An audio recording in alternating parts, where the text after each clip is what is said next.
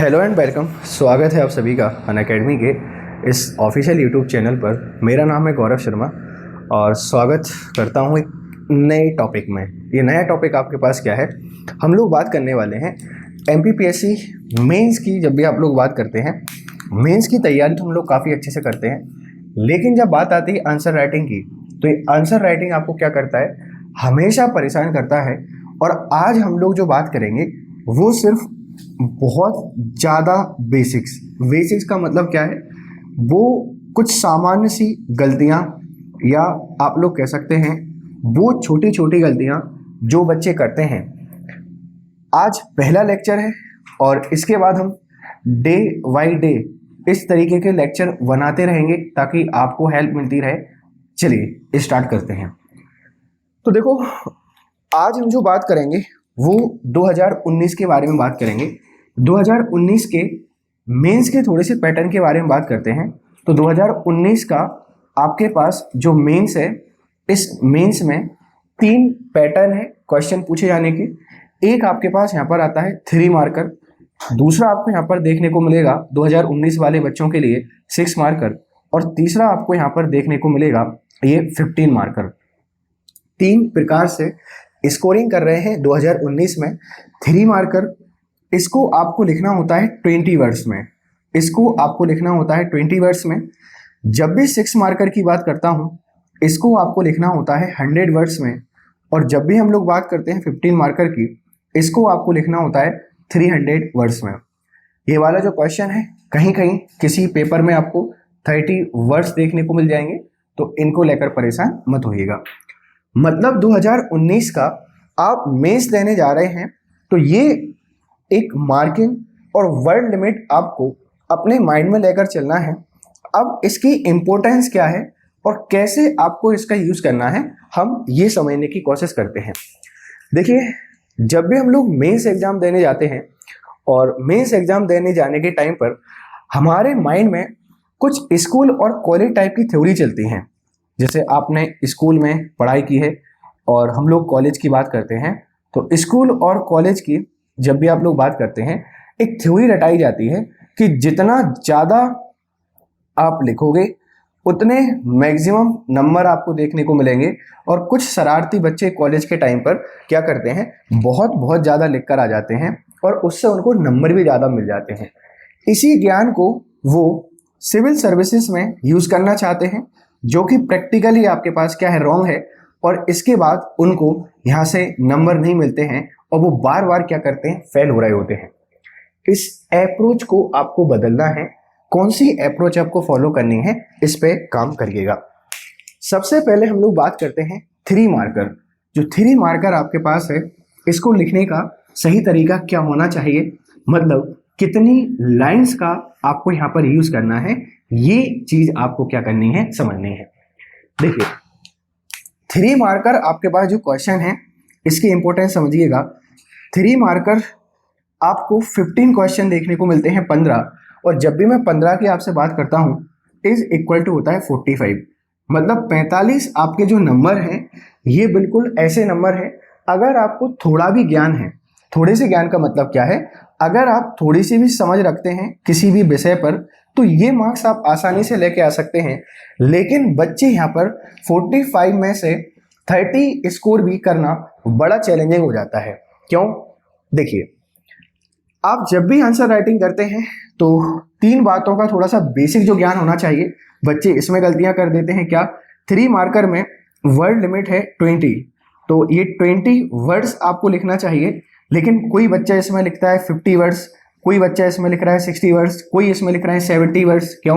क्योंकि 3 मार्कर है, सबको आते हैं, बहुत अच्छे से आते हैं, ज़्यादा आते हैं, और आप बहुत ज़्यादा इसमें लिख कर आ जाते हो। ऐसा आपको नहीं करना है। इस वर्ड लिमिट की इंपॉर्टेंस समझिए। देखो बच्चे, ये जो वर्ड्स लिमिट है, ये वर्ड लिमिट हमारे लिए एक तरीके से लक्ष्मण रेखा है। अगर आप इस लाइन को, ये जो आपके पास लक्ष्मण लाइन है ना, अगर इस लाइन को क्रॉस करोगे तो आपके साथ गलत हो सकता है।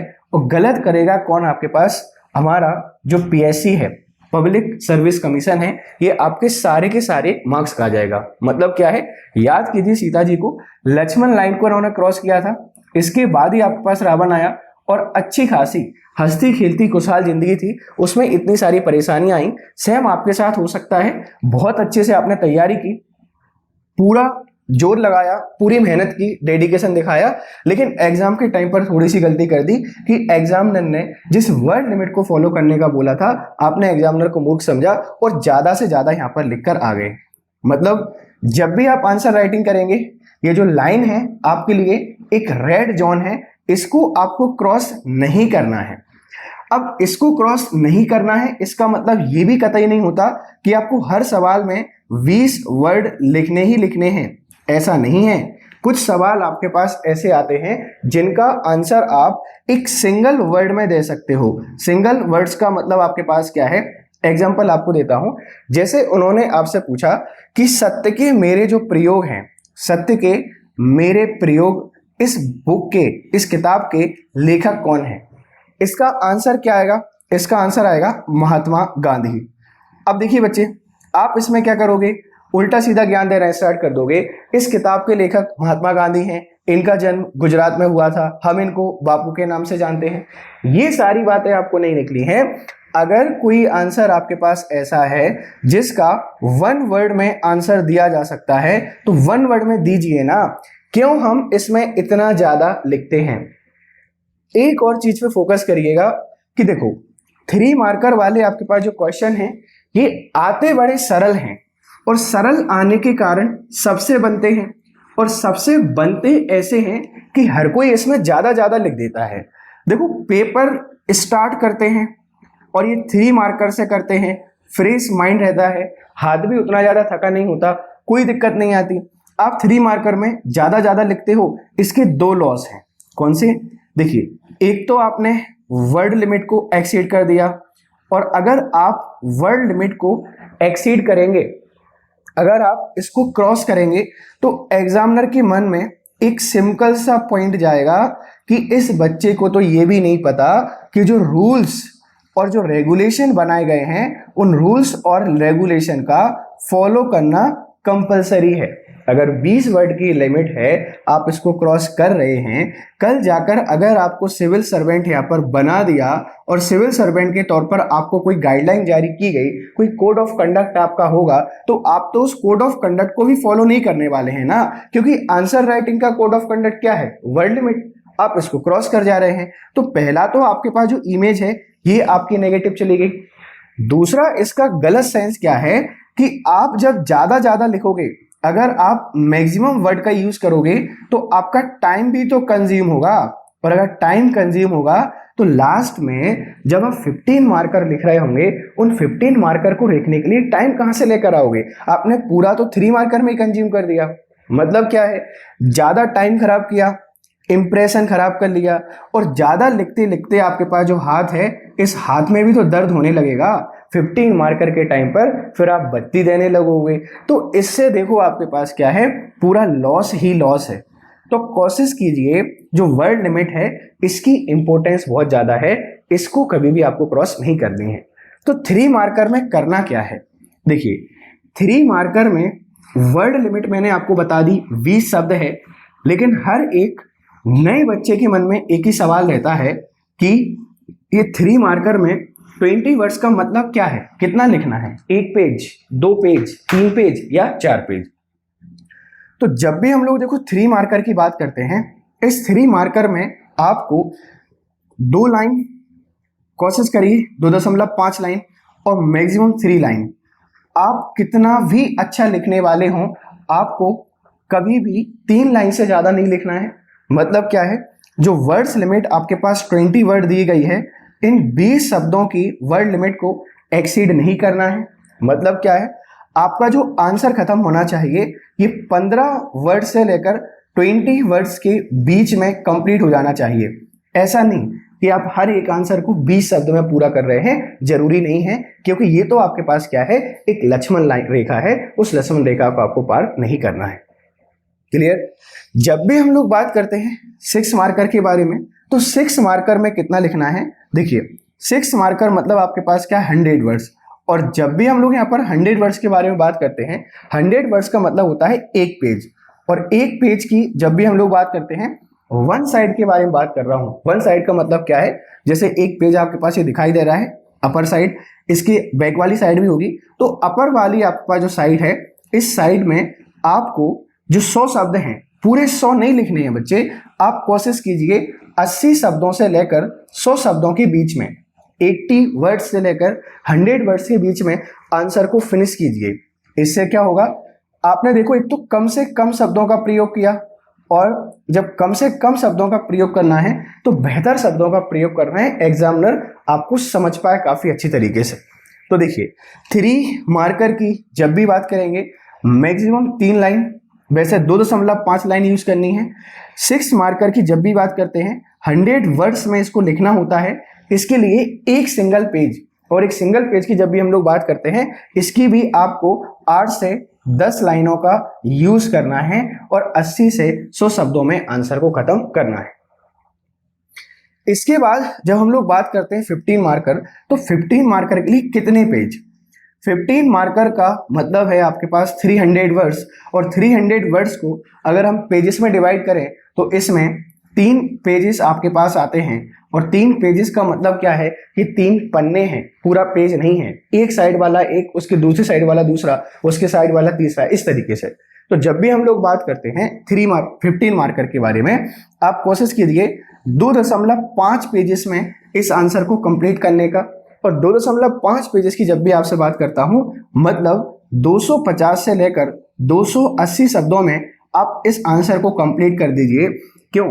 क्योंकि देखो अगर आप कम शब्दों में बेहतर आंसर लिखोगे तो एग्जामिनर पर एक पॉजिटिव इंपैक्ट इसका जाएगा कि ज़्यादा मेहनत नहीं करनी पड़ेगी, वो आसानी से आंसर को समझ पाएगा। इसका मतलब ये मत समझना कि आप 15 मार्कर को 20 वर्ड्स में बहुत बेहतर लिखने का प्रयास करने लगें, या 15 मार्कर को आप 100 वर्ड्स में बहुत बेहतर लिखने का प्रयास करने लगें। ऐसी गलती आपको नहीं करनी है। क्या करना है, इसकी जो आइडियल वर्ड लिमिट है ये 250 से लेकर 280 तक लेकर जाना है 15 मार्कर को। 100 वर्ड्स वाले को 80 से लेकर 100 शब्दों तक लेके जाना है, और 20 वर्ड्स वाले को 15 से लेकर 20 वर्ड्स के बीच में क्या करना है, कंप्लीट करना है। ये क्यों आपको बता रहा हूं, अब इसकी इंपॉर्टेंस समझिएगा। देखिए आप कितने बड़े ज्ञानी हैं, आपको क्या आता है, आप कोई सेलिब्रिटी हैं, या आप किसी पॉलिटिशियन के बेटे हैं, जो मेंस एग्जाम की कॉपी चेक कर रहा है उसको आपके बारे में बिल्कुल भी नहीं मालूम है। उसके सामने क्या जाने वाला है, आपकी कॉपी जाने वाली है। अब आपकी कॉपी में किस तरीके से आपने अपने आप को प्रेजेंट किया हुआ है ये आपका फ्यूचर डिसाइड करेगा। फ्यूचर डिसाइड करने का मतलब क्या है, अगर आप प्रॉपर आंसर राइटिंग करते हैं तो प्रॉपर आंसर राइटिंग करने से एक पॉजिटिव इम्पैक्ट जाता है एग्जामिनर के ऊपर, और वो कोशिश करता है आपको अच्छा स्कोर करने की। क्लियर है? एक और बड़ा सवाल चलता है कि सर क्या हमें जो सीक्वेंस है, मतलब पेपर में जो क्रम दे रखा होता है, इस क्रम को फॉलो करना या इस क्रम के अनुसार चलना कंपलसरी है क्या? देखिए कोशिश कीजिए इस क्रम को फॉलो करने की। क्रम को फॉलो करने का फायदा आपके पास क्या होता है समझिएगा। एग्जामिनर आपका जब कॉपी चेक करने बैठता है तो वो अपना पेपर निकालेगा, और पेपर निकालने के बाद पहला जो क्वेश्चन है, इस पहले क्वेश्चन से ही एक्सेप्ट करेगा कि आपकी कॉपी में इसी तरीका लिखा होगा। देखिए कुछ सवाल ऐसे होते हैं जो आपको स्टार्टिंग में नहीं आते हैं, आप उनके लिए थोड़ा सा स्पेस छोड़ दीजिए, लेकिन इस सीक्वेंस को फॉलो कीजिए। सीक्वेंस को फॉलो करने का मतलब क्या है, अगर आप एक लगातार क्वेश्चनों को लिखते जाएंगे तो एग्जामिनर को पेपर में ज़्यादा मेहनत नहीं करनी पड़ेगी।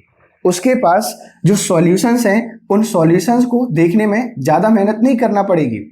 आप क्या करते हैं, कहीं आपने 15 मार्कर लिख दिया, कहीं आपने 100 वर्ड्स लिख दिए, कहीं आपने 3 मार्कर लिख दिया, इससे एग्जामिनर परेशान हो जाएगा। पेपर को उलट पलट करना पड़ेगा, जो सॉल्यूशंस हैं इनको उधर उधर करना पड़ेगा, इससे एग्जामिनर परेशान होगा। और जब भी किसी व्यक्ति को परेशानी होती है, अगर मुझे किसी व्यक्ति से परेशानी है तो मैं कोशिश करूंगा कि उस व्यक्ति का थोड़ा तो नुकसान मैं कर पाऊं। अगर आप उस क्रम को फॉलो नहीं करते हैं तो ऐसा नहीं आपके सारे नंबर काटे जाएंगे। कुछ एग्जामिनर अच्छे भी होते हैं, उनको परेशानी नहीं होती, वो कॉम्प्रोमाइज करते हैं, नंबर अच्छे तरीके से दे देते हैं। लेकिन कुछ एग्जामिनर थोड़े से रूड होते हैं और वो ये कहते हैं कि ये तो रूल्स को ब्रेक करना है, जब लिखा गया है कि सारे क्वेश्चन सॉल्व करना कंपलसरी है और इसी सीक्वेंस में जैसे पेपर में दिए गए हैं उसी सीक्वेंस में आपको पास क्या करना है, सॉल्व करना है। अगर आप रूल्स को तोड़ोगे तो आपको यहाँ पर अच्छे नंबर नहीं मिलने वाले हैं। तो देखो, ये तो हम लोग काफी सारी बेसिक बातें कर रहे हैं आंसर राइटिंग के बारे में जो आपको बहुत ज्यादा हेल्प करेंगे।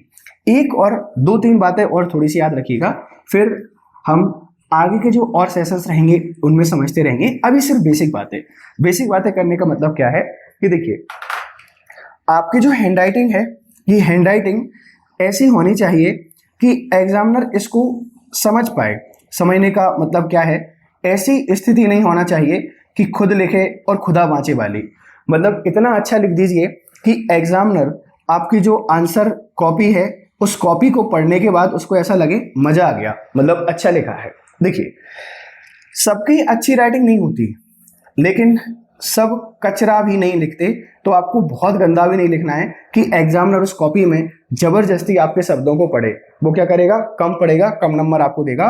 तो हैंड राइटिंग पे थोड़ा सा काम कीजिए। अगर आप बहुत ज़्यादा गंदा लिखते हैं तो उसका एक सॉल्यूशन है, क्या कि आप रेगुलर आंसर राइटिंग प्रैक्टिस करना स्टार्ट कर दीजिए। अगर आप रेगुलर आंसर राइटिंग प्रैक्टिस करेंगे तो डेफिनेटली एक दिन आपकी राइटिंग क्या हो जाएगी, इंप्रूव हो जाएगी। आंसर राइटिंग को इंप्रूव करने का एक ही तरीका है, आप लगातार डेली क्या कीजिए, आंसर राइटिंग प्रैक्टिस कीजिए।